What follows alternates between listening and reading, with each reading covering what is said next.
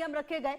विज्ञापन चलाने वालों को 2 साल की जेल और 50 लाख तक का जुर्माना। तो मतलब आप समझिए कि अगर इस तरह का कोई भी काम करते हुए कोई व्यक्ति पाया गया तो उसे 2 साल की सजा भी हो सकती है या फिर जुर्माना भी।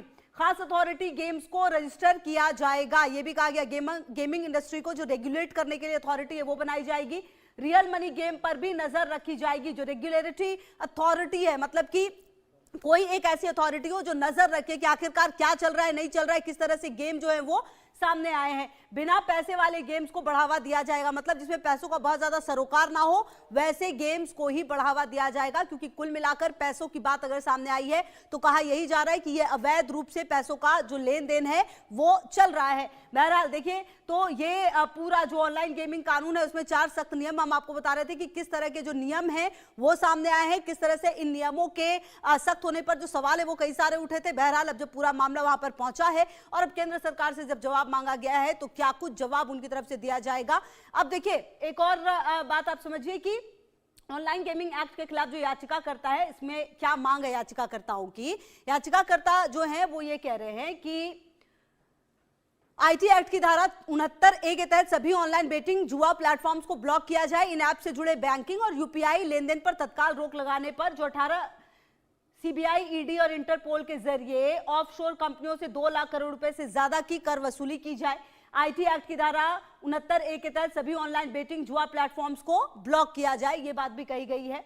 और इन ऐप से जुड़े बैंकिंग और यूपीआई लेन देन पर तत्काल रोक लगाने का प्रावधान लाया जाए। गूगल प्ले स्टोर और एप्पल ऐप स्टोर के निर्देश दिए जाए कि वो सिर्फ लाइसेंस प्राप्त गेमिंग ऐप्स को ही अनुमति दे। 18 से कम उम्र के बच्चों को किसी भी रियल गेम या ई स्पोर्ट्स में भाग लेने की अनुमति ना हो। सीबीआई, ईडी और इंटरपोल के जरिए ऑफशोर कंपनियों के 2 लाख करोड़ रुपए से ज्यादा कर वसूली की जाए। तो ये अगर आप समझे तो ऑनलाइन गेमिंग एक्ट के खिलाफ जो याचिकाकर्ता है और जो याचिकाकर्ताओं की मांग है वो रखी गई है। तो अब याचिकाकर्ताओं की जब मांग इतनी सारी सामने आई तो कहीं ना कहीं कुल मिलाकर अब आप ये समझिए कि अब देखिए, ऑनलाइन गेमिंग कानून को 3 हाईकोर्ट में चुनौती दी गई। Club boom, 11 sports, head digital works and Karnataka high court में कानून के खिलाफ याचिका डाली गई है। Online carrom platform Bagheera carrom ने भी दिल्ली हाईकोर्ट में याचिका डाली है। तो ये जो अब सब कुछ जो है वो सुप्रीम कोर्ट में है, क्योंकि अब सुप्रीम कोर्ट ने कह दिया कि जो तमाम याचिका है वो यहीं पर सुनवाई होगी। और यही वजह है कि तमाम याचिकाओं के साथ ये जो 3 याचिका है इसकी भी सुनवाई सुप्रीम कोर्ट में भी होनी है। ई स्पोर्ट्स गेम्स की आड़ में चलने वाले ऑनलाइन जुआ सट्टेबाजी प्लेटफॉर्म बैन करने की मांग वाली याचिकाओं पर सुनवाई करेगा।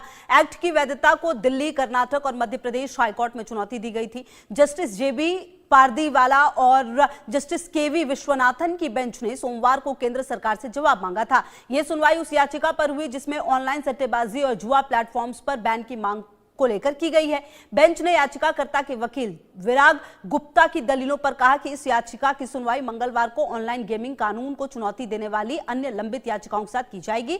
आपको बता दें, 8 सितंबर को सुप्रीम कोर्ट ने केंद्र की उस याचिका को मंजूरी दी थी जिसमें promotion and regulation of online gaming act 2025 को चुनौती देने वाली याचिकाओं को 3 हाईकोर्ट से सुप्रीम कोर्ट में ट्रांसफर करने की मांग की गई ताकि अलग अलग फैसलों से बचा जा सके।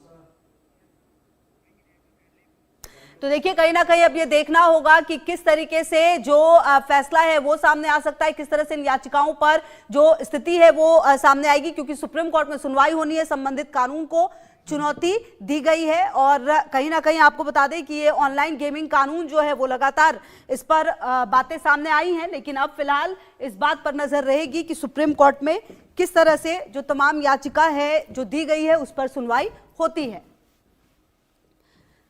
तो आपको बता दें कि ये जो अगर आप पूरी स्थिति को समझे तो कहीं ना कहीं सरकार की अपनी दलीलें थी, लेकिन अब आपको बता दें कि जो संबंधित कानून है उसे चुनौती दी गई है। सुप्रीम कोर्ट में आज सुनवाई है। क्या सुप्रीम कोर्ट की तरफ से कहा जाएगा, क्या सुप्रीम कोर्ट की तरफ से जो बातें हैं वो सामने आएंगी, ये देखना बेहद ही महत्वपूर्ण होगा। और निश्चित तौर पर आप ये भी समझिए कि इससे बहुत कुछ डिपेंड करता है, क्योंकि सरकार की अपनी दलील है ऑनलाइन गेमिंग कानून को लेकर कि किस तरह से पिछले कुछ समय में लगातार फ्रॉड हुए हैं, लगातार जो लोगों के पैसे हैं वो गए हैं। तो इसीलिए इस कानून की काफी ज्यादा जरूरत है और भी काफी दलीलें दी गई कि इसके आड़ में अवैध रूप से पैसों का लेन देन जो है वो कराया जा रहा था।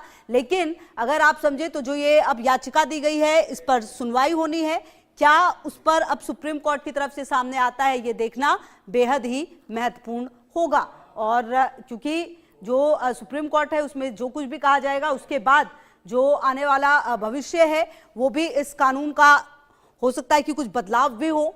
बहरहाल सुप्रीम कोर्ट में सुनवाई है और क्या कुछ सुप्रीम कोर्ट में सामने आता है ये देखना बेहद महत्वपूर्ण होगा।